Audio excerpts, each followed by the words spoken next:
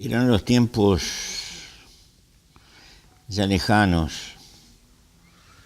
del golpe de Estado militar en Brasil.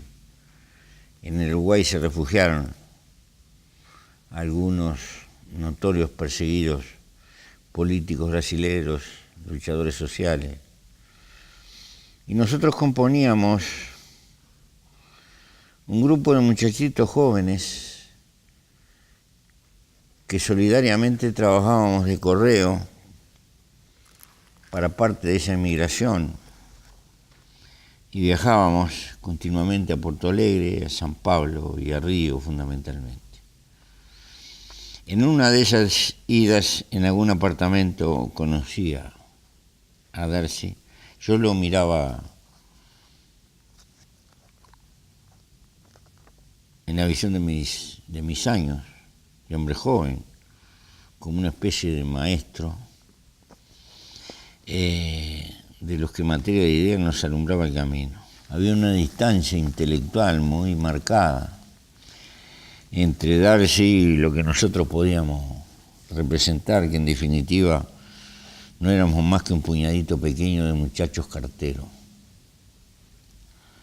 De todas maneras, pienso que no fue en vano. Conocí a mucha gente del pensamiento brasilero y en la vuelta de los años los he encontrado algunos por aquí, otros por allá, otros ya no están. Yo pienso que por un lado tendría una especie de grata sorpresa y seguramente que estaría comprometido ayudando, pero seguramente que estaría criticando también, ineludiblemente, por la forma libertaria y abierta de su manera de pensar, por un fervoroso idealismo que tenía dentro, que yo creo que se le fue reforzando en sus trabajos de antropología, conociendo a los pueblos primitivos. Pero no tengo duda que estaría apoyando, pero no apoyando incondicionalmente, sino en una actitud crítica. Yo creo que hay cosas que son permanentes. Su devoción hacia los pueblos primitivos, su devoción a las costumbres, a buscar en las claves de los pueblos primitivos las más hondas claves de la conducta humana. Creo que eso es una parte moderna y que va a quedar incorporado al haber de, como tantos otros antropólogos, las ciencias del hombre están muy retrasadas con respecto a otros. Y en esta América creo que Darcy nos ha dejado un capital desde ese punto de vista, que es por lo menos un punto de arranque. No es el fundamentalismo de defensa de los pueblos aborígenes como quien defiende una cosa que se debe de conservar, como quien conserva animales raros, sino que yo entiendo que los esfuerzos de Darcy tienen que ver con encontrar las claves de la conducta humana fuera de las civilizaciones, que es lo que tenemos en el disco duro de la especie.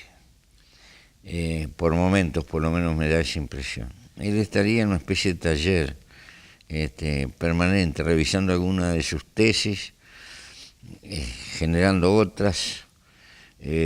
Seguramente él estaría volcando un pensamiento fermental. Y yo diría, procurando alumbrarnos en el camino de la teoría, en este mundo de izquierdas potentes como las que se mueven en América del Sur, pero que que tienen un debe muy profundo en materia de teoría. Darcy es prisionero de su propia fe, de su propio entusiasmo. No tengo duda que la educación es un componente imprescindible para una sociedad mejor, pero no alcanza. Pero además, la formación universitaria de carácter contemporáneo adolece en gran medida que está embebida de capitalismo por todas partes y que tiende a reproducir cuadros intelectuales, académicos, que en definitiva terminan siendo funcionales al propio capitalismo. No genera necesariamente cuadros para una sociedad distinta o para que luchen en una sociedad distinta. Esto creo que no se podría ver en el tiempo de Darcy, pero voy a resumir. Los socialistas tenemos que fundar nuestras propias universidades y formar nuestra gente y no mandarlas a formar, a que la forme el capitalismo y pretender después crear socialismo con esa intelectualidad. Sé que es muy tajante, pero creo que es uno de nuestros debes. Pero esto lo digo después del diario El Lunes, lo digo después de lo que viví. Antes no pensaba así. Conocimiento y cultura, las dos cosas, pero tiene que estar embebida de otros valores. Y si yo tengo una universidad que trata de capacitar profesionales que están apresurados por recibirse para incorporarse al gran mercado de trabajo, no parece que sea lo más adecuado. En términos genéricos, siempre va a haber, pero bueno, en todo caso, esto es post-tiempo de Darcy. Probablemente si él viviera estaríamos discutiendo eso. Como Darcy, que era un antropólogo, usted ha mostrado también inquietud por la crisis ambiental. ¿Cómo cambia el riesgo ambiental la concepción de lucha socialista en el mundo actual en relación con la visión quizás más romántica que se tenía cuando usted y Darcy eran jóvenes militantes?